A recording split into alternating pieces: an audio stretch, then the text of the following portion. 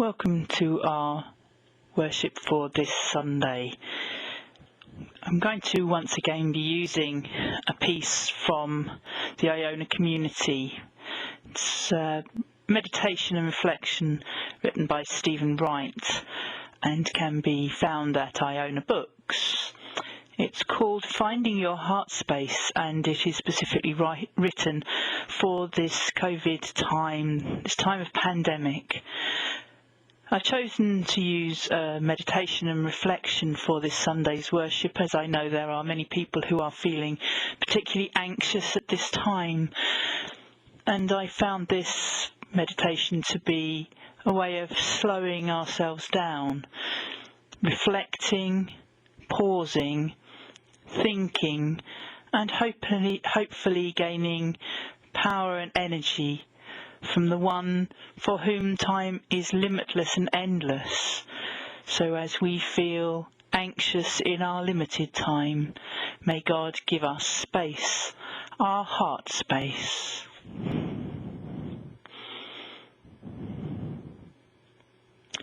But whenever you pray, go into your room and shut the door and pray to your Father who is in secret, and your Father who sees in secret will reward you.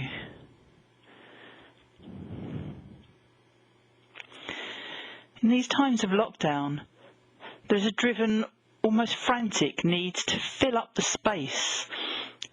Instead of being open to its possibilities, we seem intent on replicating what we did in life before COVID-19, except this time we're filling up the virtual space with meetings, discussions, work, with more of the same.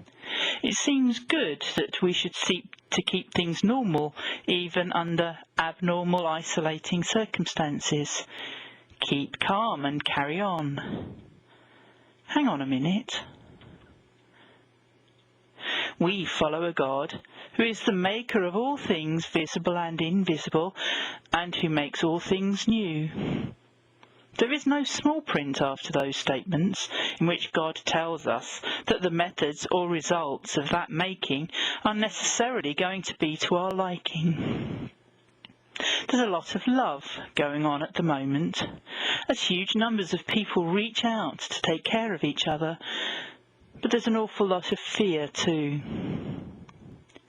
If we make decisions or take actions on the basis of love, the outcome will be very different than if we're driven by fear, however well hidden. Are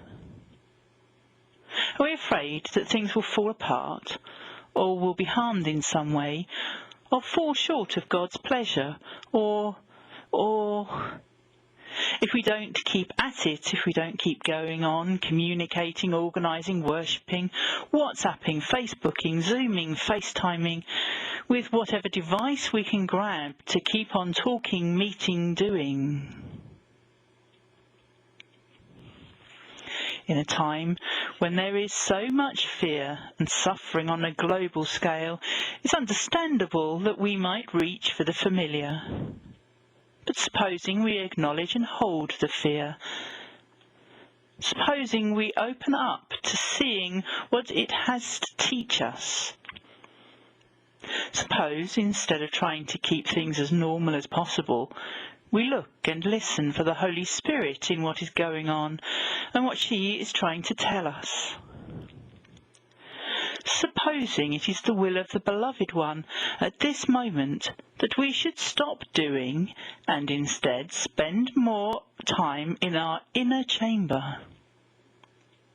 Perhaps there we might learn what the Spirit is urging us to know that is extraordinary in these extraordinary times. Suppose we're not being asked to keep church services going, but to stop them. Suppose we are not being asked to meet more, even virtually, but less. Is the Beloved challenging us to keep things as they are in the face of adversity, or sending us the message that we should be still, listen, take stock, see what is being created, and know our part in it? Perhaps This is a time to take advantage of the opportunity of being free of travel and work, and to find more space for prayer and reflection. Even the Queen, the head of the Anglican Church, in her address to the nation on the 5th of April said as much.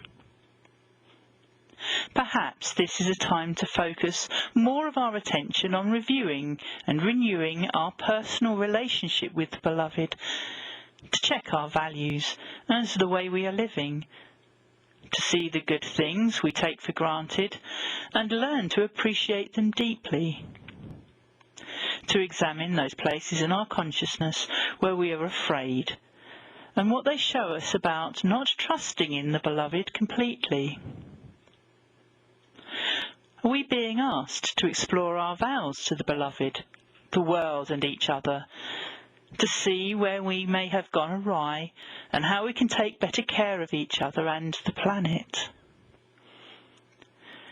Maybe, amid the confusion, there are gifts of time and space in which to come to a deeper awareness of our old ways of doing things, not least doing church, that are now past their sell-by date and need to be lovingly let go. What is the new thing that is waiting to be born out of the Beloved, in which you are being summoned to participate in faith? Perhaps this is a time to be more discriminating about the internet connections we make, and to use the space instead to be receptive to the will not our own. Suppose this moment we are being asked to journey deep into a period of interruptionless discernment.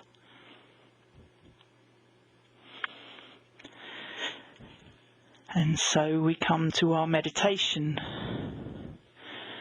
First of all, allow yourself the next 20 minutes, at least, to be free of interruptions.